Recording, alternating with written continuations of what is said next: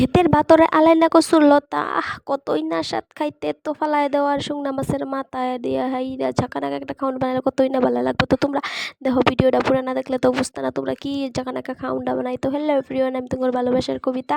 তো তোমরা সবাই কিরম আছো? আশা করি অনেক অনেক ভালো আছে, আমি অনেক অনেক ভালো আছি। তো আমি যে দেখো কড়াইয়ের মধ্যে দিয়ে দিছি তেল।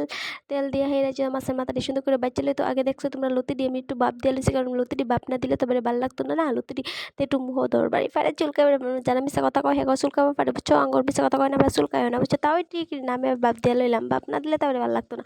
তো লেগে মানে সুন্দর করে একটু বাপ চাপ দিয়ে হেরে শুকনো মাছি সুন্দর করে বাচ্চা, তারপরে দিয়ে দিলাম তো এই তেলের মধ্যে দিয়ে দিলাম পেঁয়াজ, তারপরে জিরা দিয়ে হাইরা আবার মশলা মানে রসুন টসুন বেসায়া মরিচ রসুন পেঁয়াজ সুন্দর করে বাইটটা মানে হাতের বাড়া মশলার বস্তুটা খাইতে কতই না স্বাদ লাগবো কও। এটার মানে কোয়ার বাইরে তো আবার দিয়ে দিলাম এটা ধরো একটু লবণ একটু হলুদ, কারণ ধরো শুকনা মাছের কালা কালা হয়ে যেতেছে তেলটা। শুকনা মাছ বাচ্চা দেখা তো আমরা ধরো গরিব মানুষ তো এত তেল মেল কই পাই, আমি তো হয়ে লেগে এই তেলটা ফালাইছি না, হেঁটে আমি দিয়ে দিছি সম্বাস বুঝছো। তো ওই যে সুন্দর করে মশলাটা আমার কষা হয়ে গেছে।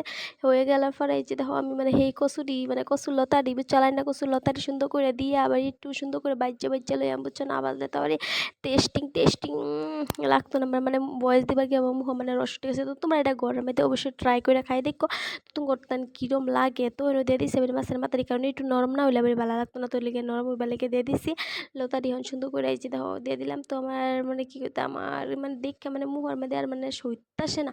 তোমরা একবার ঘরও একবার ট্রাই করে দেখো, যারা কয় লতা দৌড়ে তো এটা লতাটা ধরতো না। তো আজকের ভিডিওটা এত নেই, তোমার সবাই কিরম লাগছে ভিডিওটা আমার কমেন্টে জানাই দিও। টাটা।